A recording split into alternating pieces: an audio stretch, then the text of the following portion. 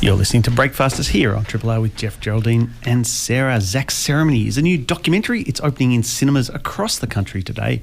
It's directed by Petersen and stars Alec, Doomadgee. We're very lucky to have them both in the studio with us. Welcome to Breakfasters, both of you. Thank you for having us. Thank you. It's a great pleasure. Now, this is a project filmed over 10 years in the life of the Doomadgee family. That's an incredible investment of time. What made you embark on such a huge project, Aaron? I think in the beginning we really didn't know how long it was going to go for. I think when we set out in 2009 to start filming, it was we thought we'd have a couple of years of filming under the belt, follow Zach all the way through to ceremony. But I think just with the progression of everything, it kept getting delayed for cultural purposes. And then we realised that we had this film where you could see a boy literally grow up on the screen. And so we just kept following it all the way through. And even once we got to ceremony in 2013, we felt we just had to keep going. So I think by the end of it, it was 10 years. I tricked Aaron into coming on board because he didn't know about blackfella time. and we got him with the blackfella time. I was going to say, was there ever a point that Zach said, I don't want to be involved in this? No, everyone's asking that. And it's funny because at no point, and Zach from a young age was always the clown of our family. Yeah. And always wanted to be in front of everyone and joking and telling stories. And so when there was a camera around, and even when I was, because my background's in radio, I'd take him into doing my radio shows and do my breakfast shows. And he'd be in there and he'd be like, Dad, can I jump on? So he was always kind of wanting to be in the limelight. So it was natural for him to jump in front of the camera. He didn't shy away from it at all. And Aaron, did you know the family before you started? How did you become involved in this? Well, back in 2009, I met Alec working on other TV series together, and it was then that he was telling me the story about his plans to go through. Well, because at that stage, I was running around going crazy trying to film this story the journey, what we were doing. And I remember someone came to me and said, you should do a blackfella version of the Kardashians. It could be like the Doomadgees.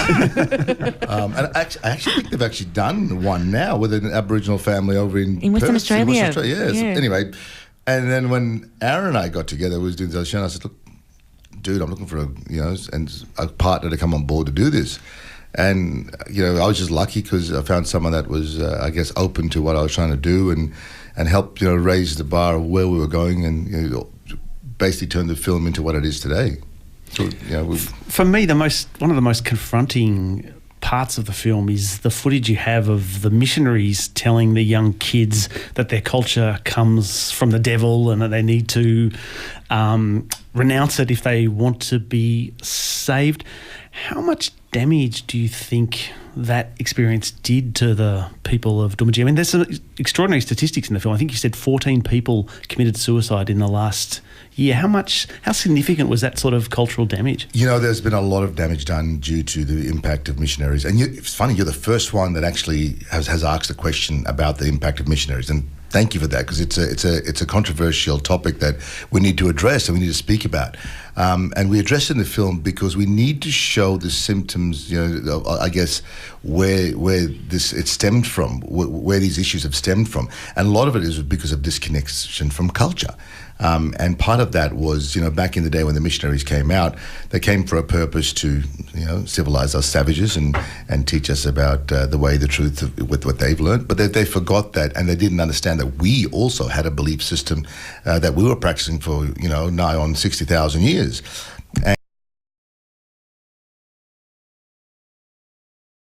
And that we needed to have that connection going because that was our belief system. And it's that footage in that film has a story of its own as well. That came from a TV affairs show from back in the early 1980s called Nationwide, I think it was called, with Tricia Lake.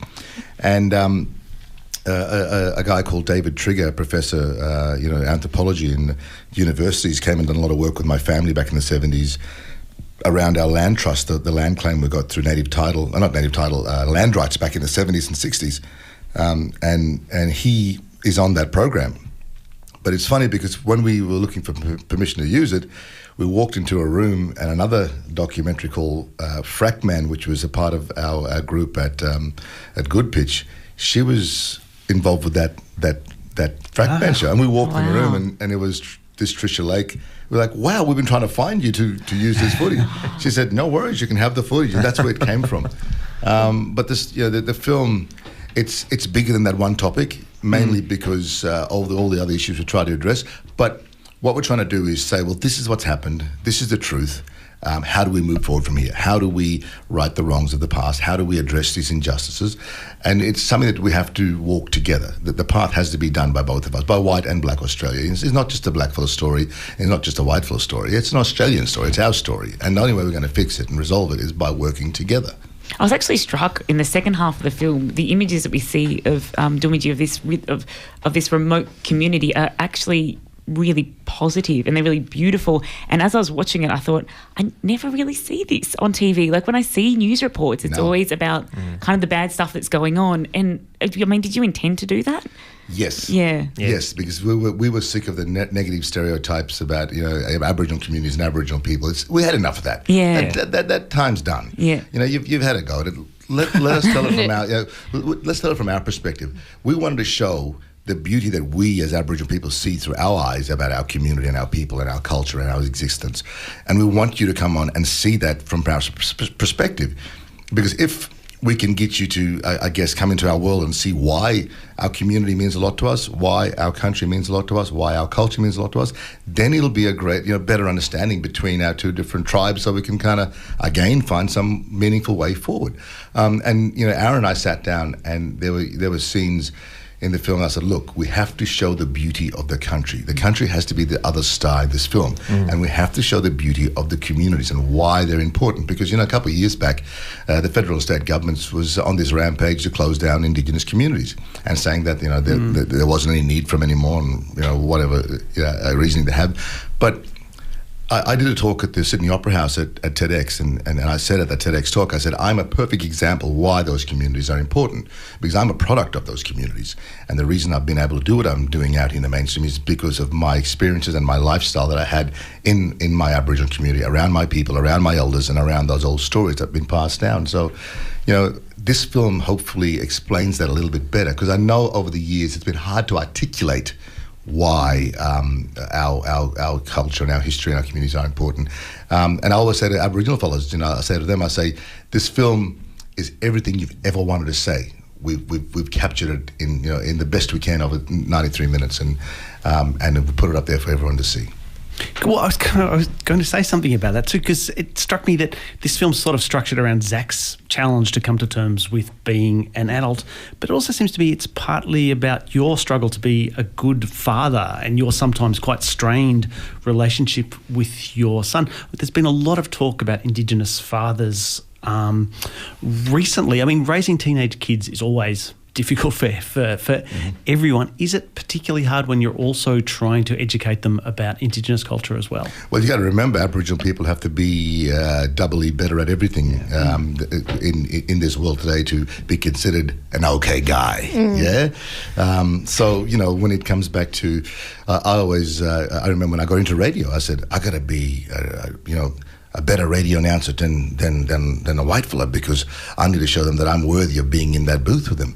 So raising an Aboriginal kid, you have to teach them the best of. They have to have knowledge of their culture, their law, their ceremony, and who they are. But then they have to learn how to read, write, and try and exist in the new world. So it's a really tough path to walk, and it's one that I guess most Australians who aren't of Indigenous heritage or aren't of Aboriginal heritage don't have that expectation of them, and this is it's a real thing for Aboriginal fellows, because we have to have that knowledge of both worlds, and we have to try to be successful in both of them.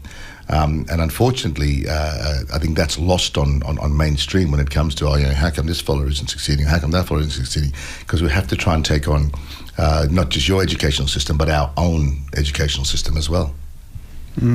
Aaron, ceremonies are usually private, and but you managed to obtain some footage for this documentary. How did you go about that? Was that a complicated process of getting permission and access to film? Yeah, I mean, it was a fairly complicated process.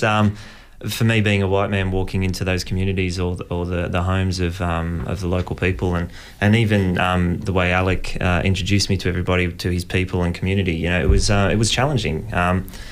I had to obviously earn the respect of Alec and Zach, but not only them, the extended family and the community, because the community up there is like a big family. So, there was a lot of discussion in the early stages when we first got up there with the cameras and started going over the process and what we were going to be capturing and everything, because we didn't want to give the impression that we were going to be taking anything away from that procedure or from the ceremony itself, because it is so sacred. We wanted to make sure that we caught it in the best possible way without overstepping the mark at any point.